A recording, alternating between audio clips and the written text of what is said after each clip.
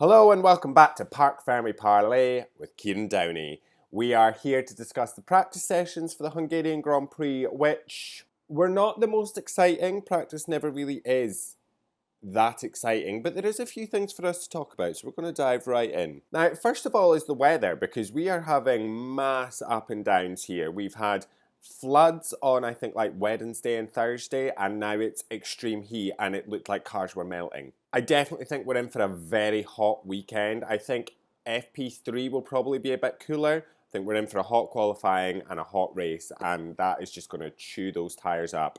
From what I've seen, a lot of people were favouring a medium and a hard tyre, which I think that's just what we're going to see on race day. We're not going to really see the softs outside of qualifying.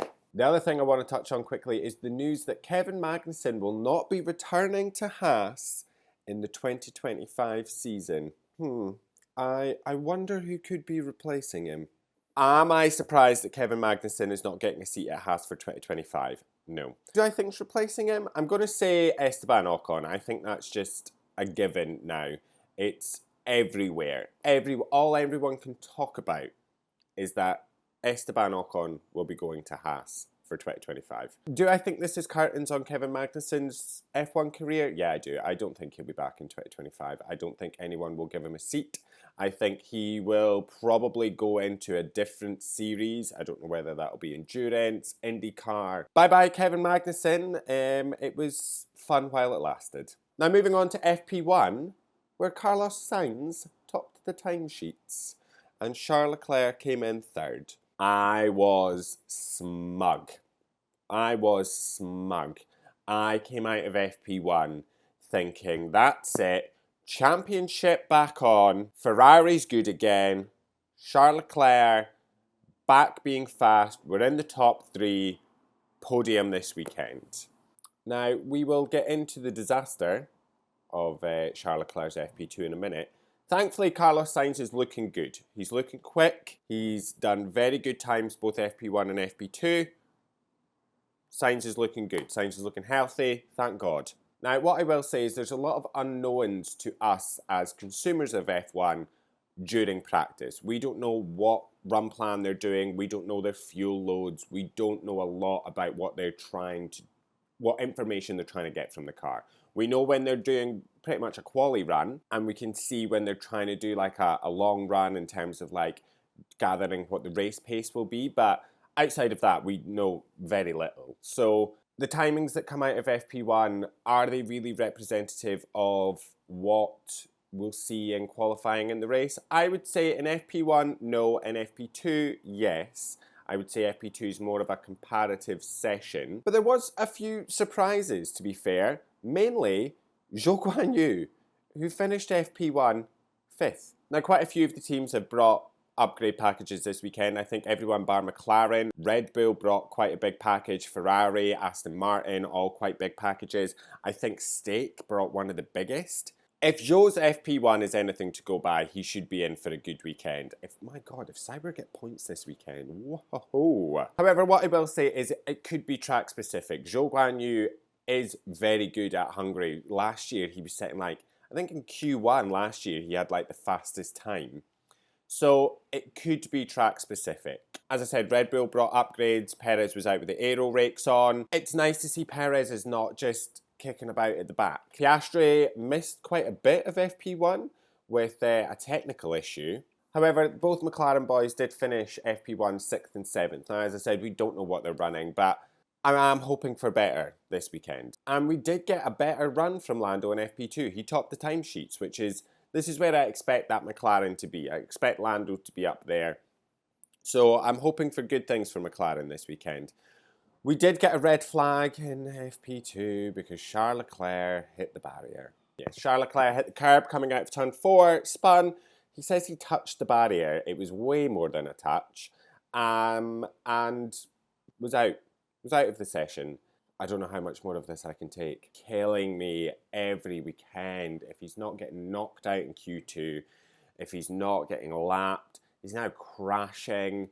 Oh, babe, come on.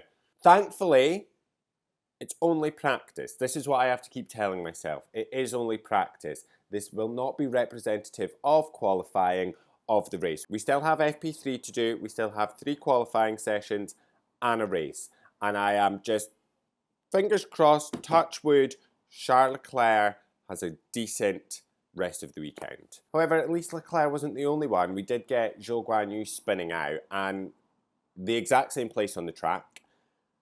And how he managed to miss Perez is wild. He was so close to hitting Perez. He was so close to hitting Perez. He was so close. It actually gave me that like tight feeling in my stomach when I was like, oh. Crofty did blame Perez. It was a bit odd. Thankfully, Anthony Davidson was like, no, that Perez had nothing to do with that. Sainz was looking good again, so thankfully at least one Ferrari was, up there at the top of the timesheets. Thank God. And then K-Mag. K-Mag, P6 and a Haas. Yeah, good so far from K-Mag. As I've said, it's hard not to get excited when you see these kind of things because you come out of it and you think, my God, we're in for a fantastic weekend.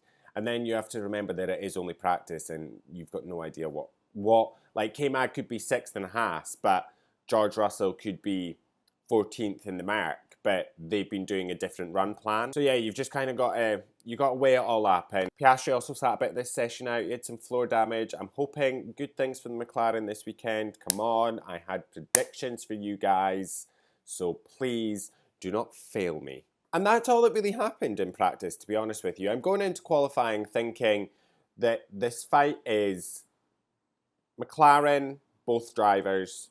Mercedes are looking good, both drivers. George was faster than Lewis, and they were sitting around that sort of between P4 to P7 area, but I imagine they'll manage to pull something out of the bag. I've got faith in them. I would say both Ferraris, I'll stick them both in. They are both looking quick. Just keep it out the goddamn wall, Charles. Please, just keep it out the wall. And then the Red Bull of Max. In fact, actually, no. I would put Perez because Perez finished 4th in FP2. Max finished 2nd, Perez finished 4th. He was less than half a second behind Max. So this is where we need him to be. This is where Red Bull need him to be. And I've come out of FP2 thinking, is this the weekend Perez bounces back? Because we all knew it was coming at some point. He couldn't just continue that run of performance for the rest of the year. But that might all change after this weekend, because is this Perez bounce back weekend? Is he back? We shall see. I also forgot to mention, in FP1, we had Oliver Behrman running in place of Nico Hülkenberg. He wasn't lighting up the timesheets. In fact, he finished P20. But to be fair, K-Mag finished P19. There was no issues. There was no dramas. He just, he went out. He did some running. Done. But yeah, that's it from practice. We'll be back after the qualifying session to see who's on pole position. Is my prediction coming in? Will Lando Norris take pole? If FP2's anything to go by, yes, he will. But yeah, I will see you then. Have a great rest of your day. Love you. Bye.